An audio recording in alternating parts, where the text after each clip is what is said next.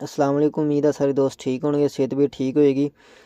ਆਪਾਂ ਸਭ ਤੋਂ ਪਹਿਲਾਂ ਮੂੰਜੀ ਦੇ ਮਤਲਬ ਦਹਾਨ ਦੇ ਮਤਲਬ ਗੱਲ ਕਰਦੇ ਹਾਂ ਕਿ ਇਸ ਟਾਈਮ ਦਹਾਨ ਦੀ ਮਾਰਕੀਟ ਕਿਸ ਸਟੇਜ 'ਤੇ ਖੜੀ ਆ, ਮੰਡੀਆਂ ਦੇ ਵਿੱਚ ਦਹਾਨ ਦੀ ਕੀ ਸੂਰਤ ਹਾਲ ਆ।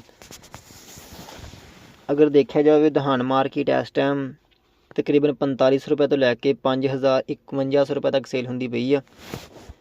ਜ਼ਿਆਦਾ ਤੋਂ ਜ਼ਿਆਦਾ ਰੇਟ ਜਿਹੜਾ ਹੈ ਵਾ ਦਹਾਨ ਦਾ 5100 ਰੁਪਏ ਰੇਟ ਆ, ਅਤੇ ਘੱਟ ਤੋਂ ਘੱਟ ਰੇਟ 4500। ਜਿਹੜੇ ਮਾਲ ਕਟਰ ਦੇ ਹੁੰਦੇ ਪਏ ਆ ਗਿੱਲੇ ਮਾਲ, ਉਹਨਾਂ ਦਾ ਰੇਟ 4500 ਰੁਪਏ ਕਮ ਸੇ ਕਮ।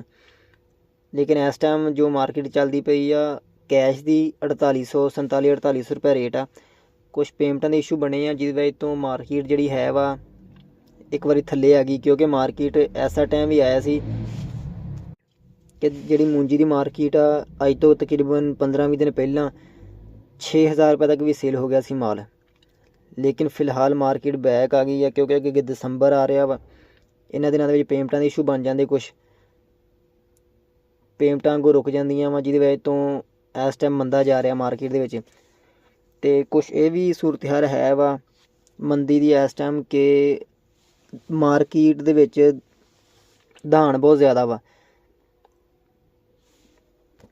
ਇਹਦੀ ਕੁਛ ਬਿਜਾਈ ਜ਼ਿਆਦਾ ਸੀਗੀ, ਜਿਹਦੀ ਵਜ੍ਹਾ ਤੋਂ ਇਸ ਟਾਈਮ ਜਿਹੜੇ ਮਿੱਲਾਂ ਫੈਕਟਰੀਆਂ ਨੇ ਡਰਦੇ ਪਏ ਆ ਕਿ ਸ਼ਾਇਦ ਆਉਣ ਵਾਲੇ ਦਿਨਾਂ ਦੇ ਵਿੱਚ ਮਜ਼ੀਦ ਮੰਦਾ ਹੋ ਜੇ, ਕਿ ਰੇਟ ਇੱਥੇ ਨਾ ਰਵੇ। ਜੋ ਮਾਲ ਖਰੀਦਦਾਰੀ ਕੀਤੀ ਆ ਪਹਿਲਾਂ ਮਿੱਲਾਂ ਵਾਲਿਆਂ ਨੇ, ਉਹਨਾਂ ਦੇ ਕੋਟੇ ਜ਼ਿਆਦਾਤਰ ਪੂਰੇ ਹੋਏ ਪਏ ਆ। ਇਸ ਵਜ੍ਹਾ ਤੋਂ ਉਹਨਾਂ ਨੂੰ ਇਹ ਵੀ ਡਰ ਆ ਕਿ ਮਾਰਕੀਟ ਮਜ਼ੀਦ ਬੈਕ ਨਾ ਆ ਜਾਵੇ, ਜਿਹਦੇ ਵਜ੍ਹਾ ਤੋਂ ਆਉਣ ਵਾਲੇ ਦਿਨਾਂ ਦੇ ਵਿੱਚ ਉਹਨਾਂ ਨੂੰ ਨੁਕਸਾਨ ਉਠਾਉਣਾ ਪਵੇ। ਲੇਕਿਨ ਹੁਣ ਜੋ ਹਾਜ਼ਰ ਸੂਰਤ ਹਾਲ ਹੈਗੀ ਆ, ਮਾਰਕੀਟ ਇਸ ਟਾਈਮ 1800 ਰੁਪਏ ਕੈਸ਼ ਰੇਟ ਆ।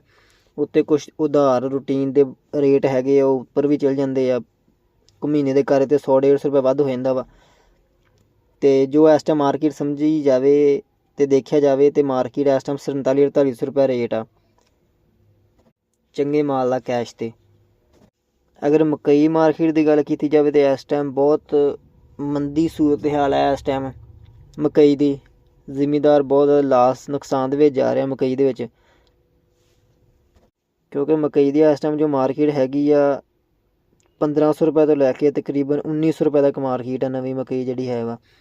ਪੁਰਾਣੀ ਮੱਕੀ ਨੂੰ ਪੁੱਛਦੇ ਦੱਸਦੇ ਹੈਣਗੇ, ਨਵੀਂ ਮੱਕੀ ਕੁਛ ਹੈ ਵਾ ਰੇਟ। ਕੁਛ ਗਿੱਲੇ ਮਾਲ ਜਿਹੜੇ 1500 ਰੁਪਏ ਤੱਕ ਸੇਲ ਹੁੰਦੇ ਪਏ ਆ, ਜਿਹੜੇ ਸੁੱਕੇ ਮਾਲ ਹੈਗੇ 1900 ਰੁਪਏ ਤੱਕ ਤਕਰੀਬਨ ਸੇਲ ਹੁੰਦੇ ਪਏ ਆ।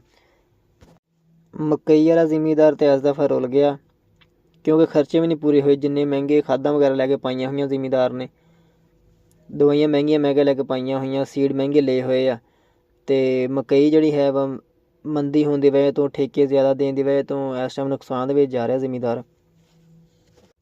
ਅਗਰ ਆਪਾਂ ਸਰਸੋਂ ਮਾਰਕੀਟ ਦੀ ਗੱਲ ਕਰੀਏ ਤਾਂ ਇਸ ਟਾਈਮ ਸਰਸੋਂ ਦੀ ਮਾਰਕੀਟ ਤਕਰੀਬਨ 6200 ਰੁਪਏ ਤੋਂ ਲੈ ਕੇ 6500-6600 ਰੁਪਏ ਤੱਕ ਹੈ ਵਾ ਮਾਰਕੀਟ।